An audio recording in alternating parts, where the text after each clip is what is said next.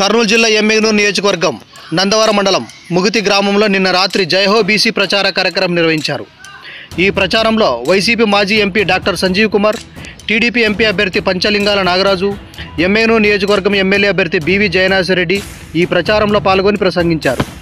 ఈ ప్రచారంలో డాక్టర్ సంజీవ్ కుమార్ మాట్లాడుతూ, నేను వైసీపీ ఎంపీగా ఉన్నప్పుడు నాకు ఆ పార్టీలో ఊపిరి ఆడేది కాదని, ఇప్పుడు స్వేచ్ఛగా ఉన్నానని, వైసీపీ నుండి టీడీపీకి రావడానికి కారణం అక్కడ బానిసత్వం చూడలేక వచ్చానని, చంద్రబాబు నాకు ఆఫర్లు ఇచ్చినా నిస్వార్థంగా టీడీపీలో పనిచేస్తూ ఉంటానని, నాకు ఏ పదవులు వద్దంటూ నేను జిల్లాలో గ్రామం తిరుగుతూ ఎంపీని ఎమ్మెల్యేలను గెలిపించుకొని వస్తానని చంద్రబాబుకు చెప్పినట్లు ఎంపీ సంజీవ్ కుమార్ తెలిపారు. ఎమ్మెగనూరు ఎమ్మెల్యే అభ్యర్థి జయనాథరెడ్డి స్థానికుడని, ప్రత్యర్థి వైసీపీ ఎమ్మెల్యే అభ్యర్థి బుట్టా రేణుక స్థానికురాలు కాదని, బుట్టా రేణుకను మేడం గారనే పిలవాలని, అక్కాని పిలవకూడదని అంటున్నారు. మనం ఏమైనా తెల్లదొరలమా మేడం అని అనడానికి అన్నారు డాక్టర్ సంజీవ్ కుమార్. వైసీపీ ఎమ్మెల్యే అభ్యర్థి బుట్టా రేణుక డబ్బులు పంచినంత మాత్రాన గెలవలేరని, అక్కడ 370 కోట్లు ముంచారు, ఇప్పుడు ఆ డబ్బులు ఇక్కడ పంచుతున్నారన్నారు డాక్టర్ సంజీవ్ కుమార్. నేను వైసీపీ పార్టీలో చేరి తప్పు చేశా, పొరపాటున రాంగ్ రూట్లో బస్సు ఎక్కి 4 సంవత్సరాలు నరకం అనుభవించి వచ్చాను, ఇక ఆ తప్పు చేయను, మీరు కూడా తప్పు చేయొద్దంటూ సైకిల్ను గెలిపించాలని కోరారు డాక్టర్ సంజీవ్ కుమార్. పెట్టాలని చెప్పి ఇంతకుముందు నారా చంద్రబాబు నాయుడు గారు టెక్స్టైల్ పార్కు 90 ఎకరాలు కేటాయించారు. 45 కోట్లతో టెక్స్టైల్ పార్క్ పెట్టాలన్నారు. టెక్స్టైల్ పార్క్ పెట్టింటే ఈనాటికి కనీసం 10,000 మందికి ఉద్యోగాలు వచ్చేది.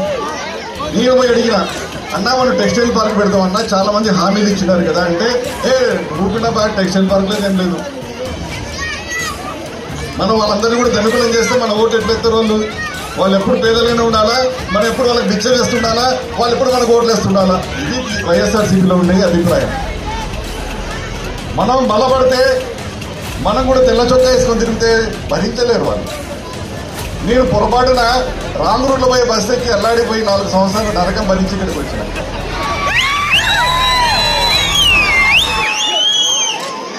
మన జయ నాగేశ్వరరెడ్డి గారు వారు ఒక డాక్టర్, ఇక్కడ స్థానికంగా ఉంటారు. ఇక్కడే ఉండి మీ సమస్యలు పర్సనల్గా విని, వ్యక్తిగతంగా విని సమస్యను పరిష్కారం చేసి అనుభవం, నేర్పు, ఓర్పు అన్నీ ఉన్నాయి నాకు. మరి అవతల ఎమ్మెల్యే క్యాండిడేట్ ఏంది? మేడం గారు. మనం దగ్గర పోతే అక్కడ అంటే మేడం అనాలంట. తెల్లదూర ఏమన్నా మేడం అనడానికి 370 కోట్లు ముంచినారు బ్యాంకులని. ఆ డబ్బులు తీసుకొని కూడా అందరికి పంచుతున్నారు. ఏమన్నా తమ్ముళ్ళు, ఆ మేడం ఇచ్చిన డబ్బులు తీసుకుని ఓట్లేస్తారా మీరు?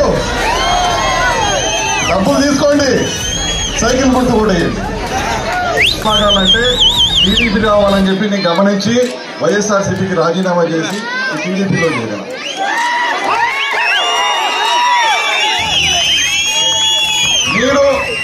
నేను ఒక పెద్ద డాక్టర్ని. మనల్ని ఏ విధంగా బానిసలు చేసుకున్నారంటే, మనకు పావులా ఇచ్చి 30 పావులా కొట్టేసుకుంటున్నారు. మనకు ఒక కుటుంబానికి ఇచ్చేది 2,000, 3,000 రూపాయల పథకాలు. మనం 3,000 రూపాయలతో పథకంతో మొత్తం బతుకుతామా? ఒక కుటుంబానికి కనీసం 15,000 రూపాయలు కావాలి. మళ్ళీ మిగతా 12,000 అవుతున్నది బానిసత్వం. బానిసత్వం అంటే ఏంటి?